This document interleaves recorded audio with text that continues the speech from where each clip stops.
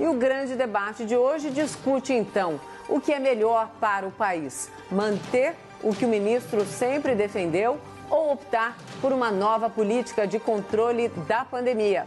Pois é, né? Vamos falar então de isolamento social. Bom, naturalmente esse é um assunto muito sério, mas eu queria pedir licença ao espectador, ao meu debatedor, para usar um pouquinho de ironia nessa minha argumentação inicial.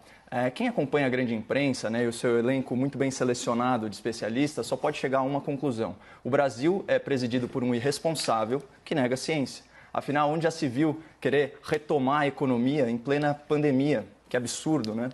Enquanto isso, na Alemanha, lojas com mais de 800 metros quadrados, elas poderão reabrir a partir dessa segunda-feira. Essas lojas, obviamente, têm que estar equipadas com material de higiene pessoal e estruturadas para evitar filas. Gradualmente, a partir de 4 de maio, as crianças alemãs também voltarão para a escola. Será que isso se deve ao sucesso no controle da pandemia? Uma pergunta legítima? Não.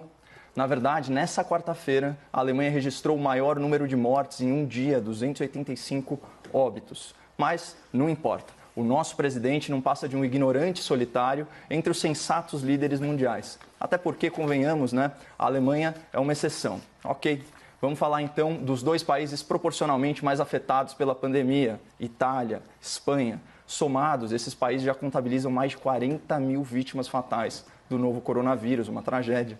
Por isso, as autoridades italianas elas são muito rigorosas e só autorizam a abertura de lojas que respeitem as seguintes precauções: disponibilizar álcool em gel para os clientes, usar máscara em local fechado e utilizar luvas descartáveis para manipular alimentos e esse tipo de coisa.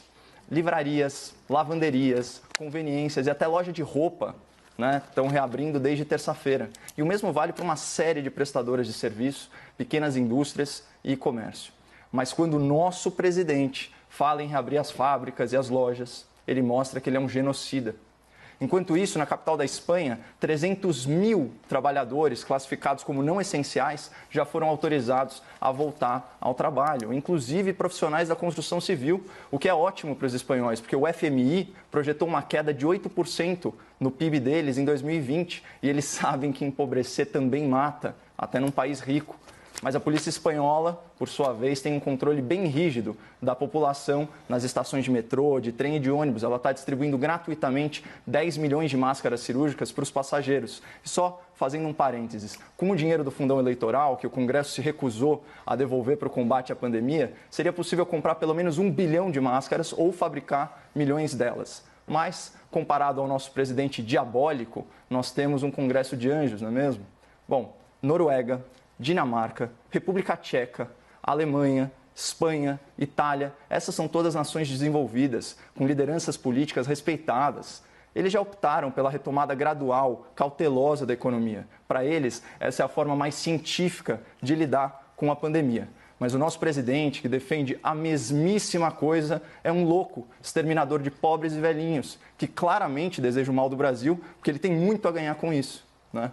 Então, só fechando meu raciocínio, precisa de muita ironia para suportar a desonestidade intelectual e a hipocrisia daqueles que se dizem defensores da ciência, mas que fecham os olhos para evidências científicas de que a recessão pode ser muito mais mortal que a pandemia.